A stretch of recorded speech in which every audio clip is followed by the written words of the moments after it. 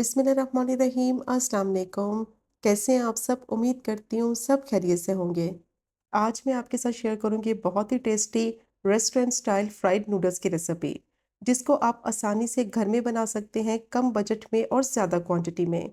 बच्चे बड़े सबकी बहुत ही ज़्यादा मोस्ट फेवरेट होती है और बनाना भी इसको बहुत ही आसान है। तो ये मज़ेदार चाइनीज़ स्टाइल इंस्टेंट नूडल्स को किस तरह से बनाया जाता है, उसके लिए वीडियो को एंड तक देखें ताकि रेसिपी का कोई भी पार्ट आपसे मिस ना हो। तो चलिए फिर शुरू करते हैं इसको बनाना।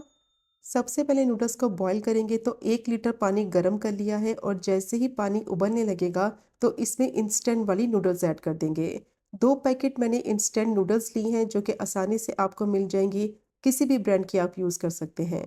अब पानी की क्वांटिटी उतनी डालनी है कि नूडल्स अच्छी तरह से पानी में डिप हो जाएं और साथ ही इसमें ऐड कर देंगे 1 से 2 टेबलस्पून ऑयल, ताकि जब बॉईल हो नूडल्स तो आपस में चिपके नहीं।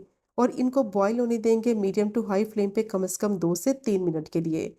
और जैसे ही 2 से 3 मिनट के लिए बॉईल हो जाएंगी तो कांटे की मदद से इनको हिला लेंगे, तो ये खुद ब खुद अलग हो जाएंगी। क्योंकि जैसे ही 2 से 3 मिनट के लिए पकेंगी तो ये सॉफ्ट हो जाएंगी और खुद ब खुद अलग हो जाएंगी। इनको तोड़ना नहीं है, क्योंकि अगर इनको तोड़ दिया तो ये आपस में चिपक जाएंगी और इनका टेस्ट भी खराब हो जाएगा। इंस्टेंट नूडल्स बहुत जल्दी बन जाती हैं, तो इसलिए इनको तोड़ना नहीं है, बहुत ही आसानी से ये सॉफ्ट हो जाती हैं 2 से 3 मिनट में बॉईल होकर। अब कांटे की मदद से इनको मैंने अच्छी तरह से हिला लिया है, ये अलग-अलग हो गई हैं। अब मीडियम टू हाई फ्लेम पे दोबारा से 2 से 3 मिनट के लिए बॉईल कर लेंगे, ताकि जो कच्ची नूडल्स हैं वो भी अच्छी तरह से सॉफ्ट हो जाएँ। तो इनका कुकिंग टाइम बहुत ही कम है, टोटल सिर्फ 6 से 7 मिनट के लिए इनको बॉईल करना है। अगर ज़्यादा इनको बॉईल कर लिया तो ये मैशी-मैशी हो जाएँगी, जिससे आपस में चिपक जाएँगी, इनका टेस्ट खराब हो जाएगा। अब नूडल्स अच्छी तरह से सॉफ्ट हो गई हैं बॉईल होकर, इनको छलनी में निकाल लेंगे और जितना भी स्टार्च है उसको फेंक देंगे। और नूडल्स को साफ पानी से अच्छी तरह से धो लेंगे 3 से 4 दफ़ा, ताकि नूडल्स में भी जितना भी स्टार्च है वो निकल जाए और ये खिली-खिली बने। क्योंकि अगर इनको पानी से नहीं धोएंगे तो ये आपस में चिपक जाएंगी, इनमें काफ़ी स्टार्च है। तो स्टार्च को निकालने के लिए इसको अच्छी तरह से वॉश करना बहुत ज़रूरी है। तो नूडल्स बहुत ही खिली-खिली इस तरह बनती हैं और आपस में चिपकेंगी भी नहीं। तो इनको मैंने पानी से धो लिया है और देखें कितनी खिली-खिली हैं। अगर आपको फिर भी लगे कि आपस में चिपक रही हैं, तो थोड़ा-सा ऑयल भी आप इसमें लगा सकते हैं। अब मैंने 2 अंडे ले लिए हैं, उसमें डालेंगे 1/4 टीस्पून नमक, 1/4 टीस्पून काली मिर्च का पाउडर और अच्छी तरह से इसको बीट कर लेंगे। नमक और काली मिर्च डालने से अंडे का फ्लेवर भी अच्छा आएगा और अंडे को अच्छी तरह से बीट करना है ताकि ये फ्लफी बने।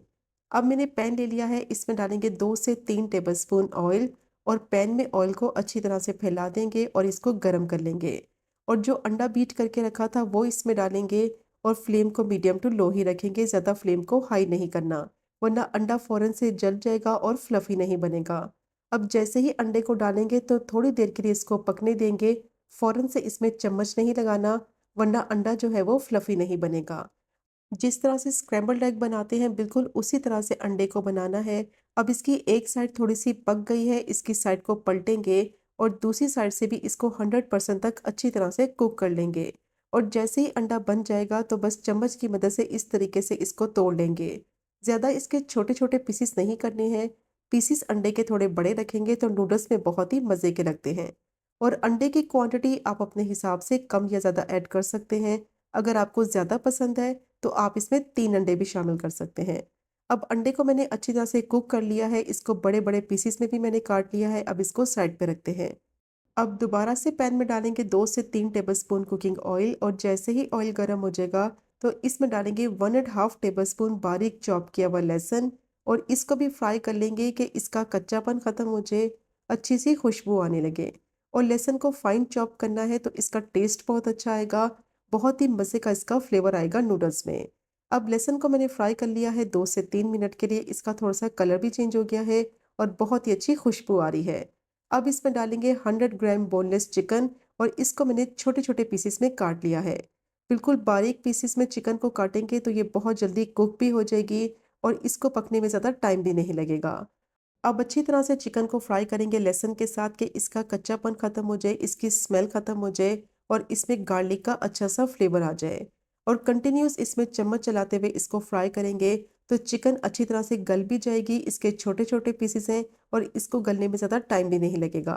और इसको कवर करके नहीं पकाना है वरना इसका टेस्ट खराब हो जाएगा।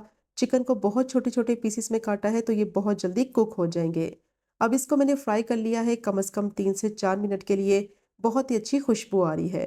अब जो स्प्रिंग अनियन का व्हाइट वाला पार्ट है 2 टेबलस्पून ऐड करेंगे बारीक चॉप किया हुआ और इसको डालकर भी अच्छी तरह से फ्राई कर लेंगे चिकन के साथ। इसका टेस्ट बहुत ही मज़े का आएगा।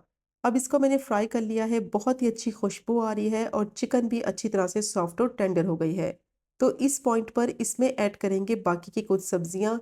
1 कप बंद गोभी ली है और 1 मैंने गाजर ली है, दोनों को मैंने जूलियन कट कर लिया है। अब इसको डालेंगे और अच्छी तरह से इसको स्टर फ्राई करते हुए पका लेंगे 2 से 3 मिनट के लिए। सब्जियों को ज़्यादा कुक नहीं करना है वरना ये पानी छोड़ने लगेंगी और सौगी हो जाएंगी, क्रंची नहीं रहेंगी। तो बस 1 से 2 मिनट के लिए स्टर करते हुए इनको मैंने फ्राई कर लिया है और बहुत ही अच्छी खुशबू आ रही है और देखिए इनका कलर भी चेंज नहीं हुआ। तो इस पॉइंट पर इसमें ऐड करेंगे बॉयल किए हुए noodles, 2 tablespoon soya sauce add करेंगे, 1 टेबलस्पून ऑयस्टर सॉस ऐड करेंगे। ये आपने ज़रूर ऐड करनी है, इसका टेस्ट बहुत ही मज़े का आएगा। 1 टेबलस्पून चिली सॉस ऐड करेंगे या जितना स्पाइसी आपको रखना है अपने हिसाब से आप ऐड कर सकते हैं। 1 टीस्पून काली मिर्च का पाउडर और हाफ टी स्पून नमक ऐड करेंगे। सॉसेस में भी नमक होता है तो नमक की क्वांटिटी आप अपने हिसाब से कम या ज़्यादा ऐड कर सकते हैं। अब अच्छी तरह से मिक्स करते हुए 2 से 3 मिनट के लिए पका लेंगे मीडियम टू हाई फ्लेम पे, ताकि सारी चीज़ों का फ्लेवर अच्छी तरह से वेल कंबाइन हो जाए। तो बहुत ही टेस्टी ये नूडल्स बनती हैं। बच्चों की तो ये बहुत ही मोस्ट फेवरेट होंगी और हेल्दी भी होती हैं। क्योंकि बच्चे वैसे तो सब्जियां खाना पसंद नहीं करते, तो जब इस तरीके से आप सब्जियों के साथ ये नूडल्स बना कर देंगे तो उनको बेहद पसंद आएंगी। बहुत ही मज़े की बनती है, मस्ट ट्राई कीजिएगा। अब अच्छी तरह से मिक्स करते हुए इसको मैंने कुक कर लिया है।